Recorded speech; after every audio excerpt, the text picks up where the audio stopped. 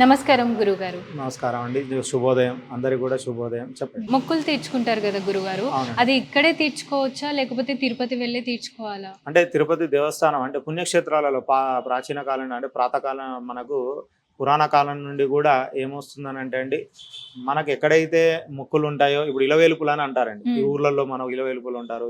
అలాగే కలియుగ వెంకటేశ్వర స్వామి, కలియుగ ప్రత్యక్ష దైవం వెంకటేశ్వర స్వామి. ఆ వెంకటేశ్వర స్వామి తిరుమతిలో మొక్కారనుకోండి, తిరుమలలో కొండపైన మొక్కితే ఆ కొండపైనే నెరవేర్చుకోవాలండి.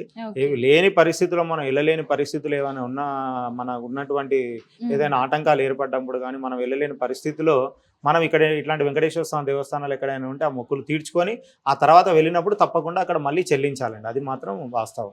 ఓకే.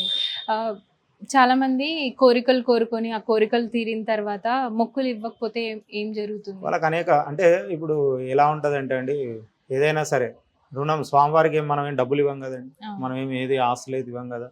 కాబట్టి మనం ఏదైనా మొక్కినప్పుడు మనం ఏంటో ప్రదక్షిణాలు మొక్కుతాం, ప్రసాదాలు, భోజనం, అన్నదానాలు, తర్వాత స్వామివారికి అయినా వెండి కానీ బంగారం కానీ వస్త్రాలు కానీ ఏవో కైంకర్యం చేసుకుంటాం.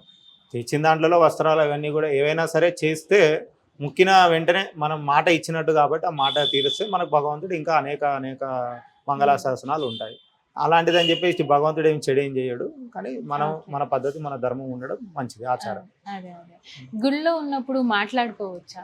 గుళ్ళో ఉన్నప్పుడు అదేనండి నేను చెప్పేది. ఇప్పుడు ఉన్న దాంట్లో గుళ్ళో ఉండకుండా ఏదో ఇతర విషయాలు మాట్లాడకుండా దేవునికి సంబంధించి ఉన్న మన 10 నిమిషాలైనా ఏ దేవస్థానానికి వెళ్ళి, ఇప్పుడు మీరు తిరుపతిలో ఉంటారండి. తిరుపతికి వెళితే మనకు సర్వదర్శనం 32 గంటలు 36 గంటలు పడుతుంది. అక్కడ మాట్లాడు కానీ స్వామివారిని ఒకటే నిమిషం చూస్తాం. ఆ నిమిషం కూడా మాట్లాడామనుకోండి అది కూడా కూలిపోతాం కదా. కాబట్టి గుళ్ళో ఉన్నప్పుడు మాట్లాడకుండా ప్రశాంతంగా మన యొక్క దైవ కార్యక్రమాల్లో పాల్గొని ఆ యొక్క మనసుకు మనకు సంబంధించినటువంటి ఏవైతే కోరికలు ఉంటాయో, మనకు సంబంధించినటువంటి ప్రార్థనలు, లేదా దేవాలయానికి వచ్చినప్పుడు మనం ఇంట్లో చేసుకోలేమండి.